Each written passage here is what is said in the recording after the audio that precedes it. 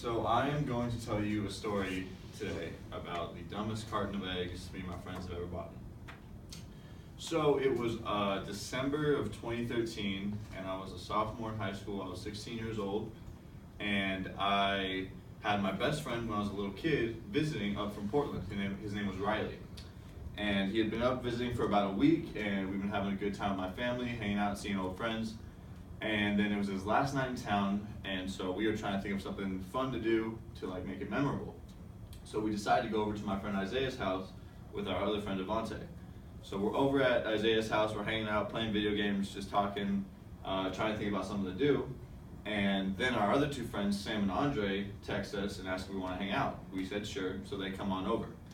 We head outside to greet them, and immediately when they get out of Andre's car, we can tell that Andre is hammered. He was drunk, he smelled, and so we thought it was pretty funny, so we were messing with him, like, what are you doing driving over here, you stupid? Sam, why you let him drive? And they're both pretty dumb guys, and you know how they say boys mature slower than girls? We were about the slowest maturing boys out of our gender in our high school, so just have that in mind through this whole story.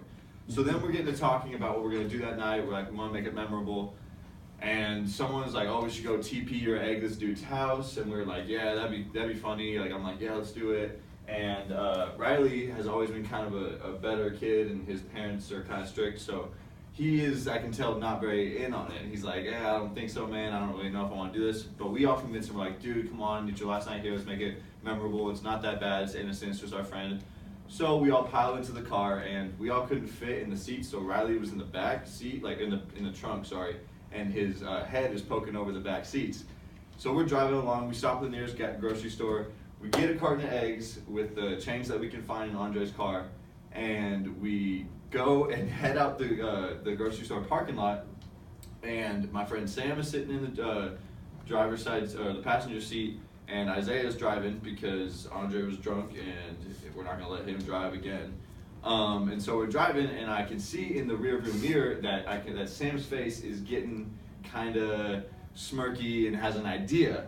And we're starting to drive along the road, and he looks back to us and says, why don't we get started on this egging early? And I was like, what? Wait, what do you mean? Everybody was like, and Andre was like, yeah, bro, do it, whatever you think, do it.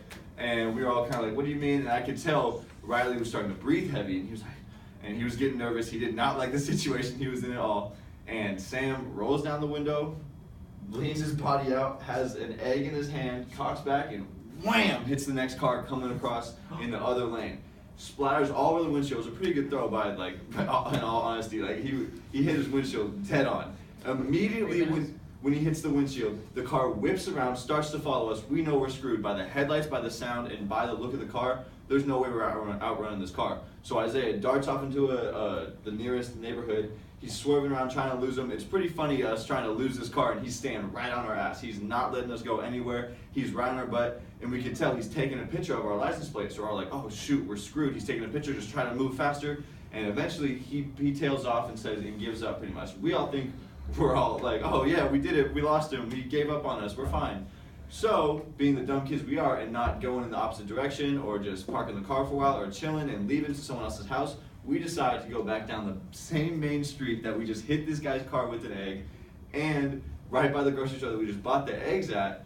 And we're driving, and I see a car parked along the side of the road, and it's a cop car, and I'm just thinking, please just don't turn around behind us. Please just don't whip around behind us. Sure enough, whips around right behind us. Then we keep driving. I'm just, please don't turn the lights on. Please don't turn the lights on. Lights come on. He pulls us over, walks up to the windshield, asks where the eggs are. Us dumbasses were like, oh, sir, I don't know what you mean. What eggs are you talking about? He was like, all right, I'm going to give you guys one more chance. Where are the eggs?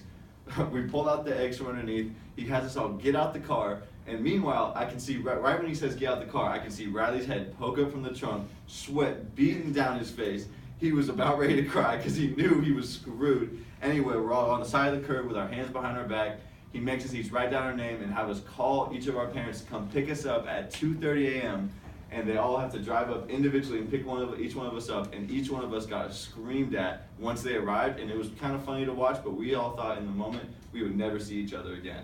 And in hindsight, at that night, we all thought we would never be able to hang out again. But then now, these days, like, it's just become a running joke in our family. and they just give us shit for being such stupid kids. And so the moral of the story is, if an idea sounds stupid in your head when you first hear it, it probably is.